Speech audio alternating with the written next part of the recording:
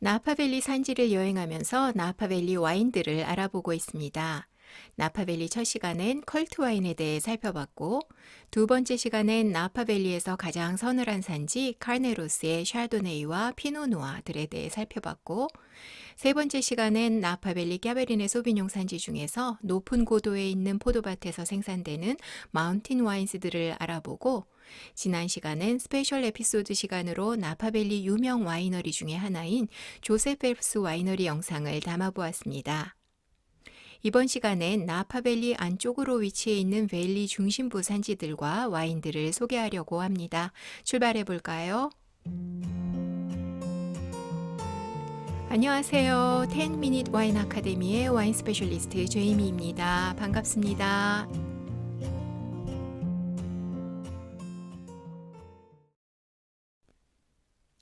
나파밸리의 남쪽에 있는 나파시에서 출발해서 나파밸리 중심부를 따라 형성된 메인길인 29번을 따라 올라가면 연필이라는 마을이자 와인 산지인 곳에 이르게 됩니다. 나파시가 이 전체 나파밸리에서 주민 수도 여러 종류의 샵도 가장 많은 곳이라 한다면 이 연필은 물론 주민들도 살고 있지만 고급스러운 리조트도 여러 곳이 있고 우수한 레스토랑들도 많이 자리한 곳입니다.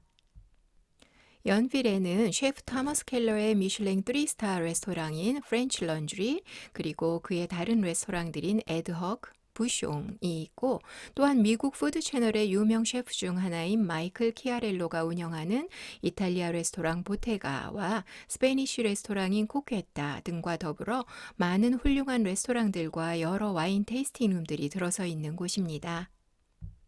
이 연필 산지에는 소비뇽 블랑 같은 적은 양의 흰 품종들도 재배되지만 이곳에서 가장 많이 재배되는 포도 품종은 역시 나파밸리의 대표 품종인 까베르네 소비뇽과 보르도 블렌드 품종들인데요. 이 연필에 자리한 여러 우수 생산자들 중에서 세 곳을 소개하려고 합니다. 우수 스파클링 와인 생산자 도메인 샹동과 이 지역 우수 까베르네 소비뇽 생산자 나미너스 에스테이트, 그리고 컵션디 패밀리 와이너리입니다. 먼저 도메인 샹동은 프랑스 샴페인 하우스 모에 샹동 아시죠? 이 모에 샹동의 캘리포니아 와이너리인 곳으로 루이비통 모에 테네시 기업인 LVMH에서 소유하고 있는데요. 이 도메인 샹동에서는 탑 라인인 에뚜아를 포함해 넌 빈티지 브릿, 블롱 드 블롱, 그리고 피노누아와 진판델로 만든 레드 스파클링, 로제 등과 더불어 기포가 없는 와인도 생산하고 있습니다.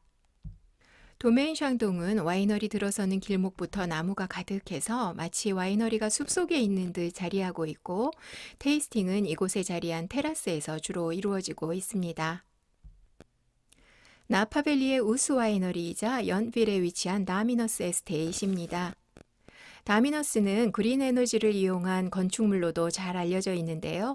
콘크리트 구조물에 외벽에 돌을 쌓아 만든 모던한 아름다움의 이 건물은 와인셀러를 포함한 대부분의 내부에 냉방과 난방을 따로 하지 않고 온도 조절이 되도록 설계되었다고 합니다. 다미너스는 보르도 포무롤 지역의 유명 샤또인 페츄르스를 소유한 무엑스 패밀리의 크리스티앙 무엑스가 설립한 곳으로, 크리스티앙은 포도 재배자이자 와인 메이커로서의 역할을 훌륭히 수행해 왔는데요. 그들의 그롱방인 다미너스와 함께 이곳 포도밭 이름이기도 하고 좀 더 일찍 오픈할 수 있는 와인인 나파누크를 생산하고 있습니다. 나파밸리를 포함한 많은 뉴월드 와인 생산국들에서는 포도그루에 물을 주어 기르는 방식으로 포도 재배를 하고 있는데요. 유럽의 포도 재배자들은 포도그루에 물을 따로 주지 않고 기르는 드라이 파밍을 하고 있습니다. 물론 와인법 규제 때문이기도 하지만 그들이 오랫동안 사용해온 재배 방법이기도 한데요. 이곳 캘리포니아에서도 적은 숫자이긴 하지만 이렇게 따로 물을 주지 않는 드라이 파밍 방식으로 포도 재배를 하는 생산자들이 있고, 다미너스 에스테이트에서도 이 드라이 파밍 방식으로 포도를 재배하고 있습니다. 이 방식으로 포도를 재배하면 포도 뿌리가 물과 양분을 찾기 위해 더 깊게 땅을 파고 들어가게 되면서 결국은 토양의 특색을 더 포도알에 담을 수 있게 되고, 보통 물을 주며 자라는 포도그루보다 비교적 더 건강하고 줄기 조직도 더 단단해서 줄기를 통해 물과 양분이 더 효과적으로 포도 알에 전해지게 되고 포도 잎 또한 덜 무성하게 되어 포도 알에 더 응축된 향과 맛을 담을 수 있게 됩니다. 1년 내내 때때로 비가 오는 보르도 지역 와인 산지와는 달리 이곳 나파밸리에서는 3월 무렵 마지막 비를 끝으로 늦가을 무렵까지 전혀 비가 내리지 않는 건기가 뚜렷하기 때문에 캘리포니아 포도 재배자들에겐 쉽지 않은 방식이지만 다미너스에서는 그들의 포도밭에서 이 드라이 파밍 방식으로 포도를 재배해서 보다 진하고 응축된 향을 지닌 와인들을 생산하고 있습니다. 보르도 지역에 뿌리를 둔 와이너리이지만 이들의 그롱방인 다미너스는 물론 뉴월드 캐베르네 특성을 가지고 있어서 좀 더 일찍 오픈할 수 있는 접근성이 좋으면서도 동시에 수십 년 이상 보관하고 즐길 수 있는 우수한 와인입니다. 이들의 세컨 와인인 나파누크와 함께 시음해 보실 수 있길 바랍니다. 연빌에 위치한 많은 와이너리들 중 마지막으로 소개할 와이너리는 컵션디 와이너리입니다. 헝가리안 창업자 루 컵션디가 설립한 이곳은 생산량은 많지 않은 작은 부티크 와이너리로 이들의 와인 컬렉션을 살펴보면 먼저 이들 소유의 스테이트 레인 비냐드라는 포도밭에서 생산된 까베르네 소비뇽 100%로 만든 컵션디 그롱방이 있습니다. 이 그롱방이 좀 더 보르도 포이악 와인 스타일을 추구한다면 에스테이 쿠베는 보르도 마고 지역 와인 스타일에 좀 더 가깝다고 생각됩니다.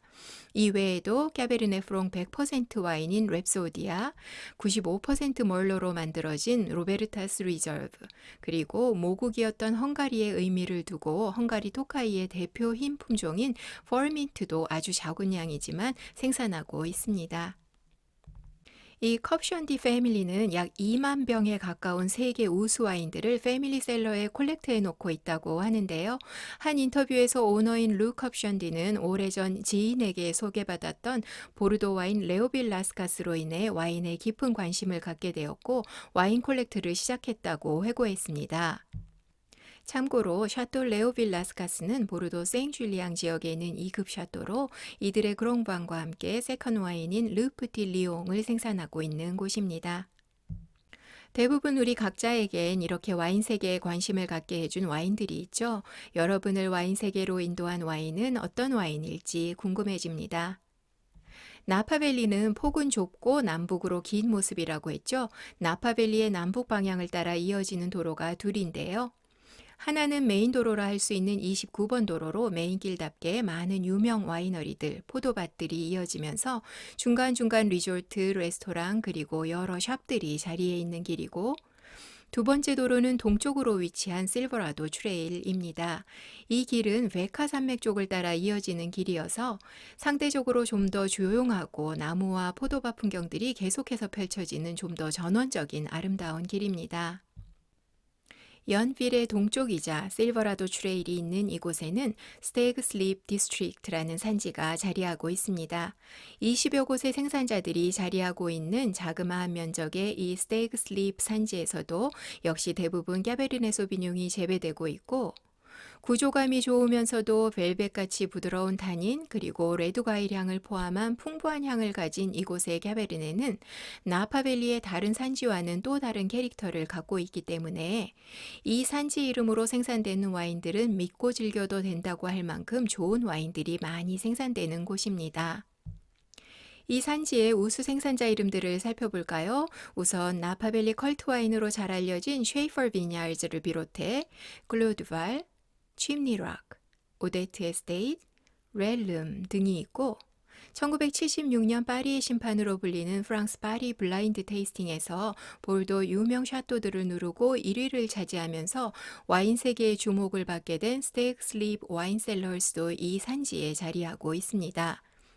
이곳과 비슷한 이름의 와이너리인 스테이크 슬립 와이너리도 가까이에 자리하고 있는데 이름으로 인해 분쟁도 있었던 두 생산자들이지만 소송 결과 어퍼스트로피의 위치가 다르게 사용되고 있고 두 곳 다 좋은 와인들을 생산하고 있습니다.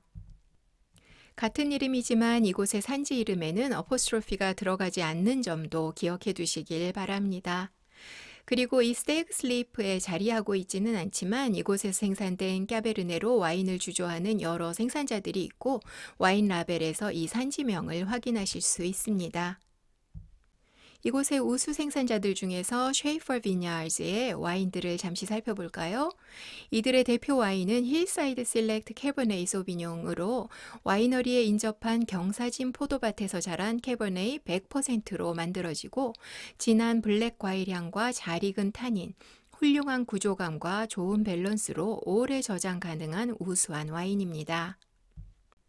1.5 와인은 와인메이커로 함께 일해온 아버지 존과 아들 더그 두 세대의 오랜 동안의 협업을 상징하는 이름으로 까베르네를 메인으로 아주 적은 양의 멀백이 블렌드되고 밝은 과일향과 더불어 풍부한 향을 가진 좋은 와인입니다.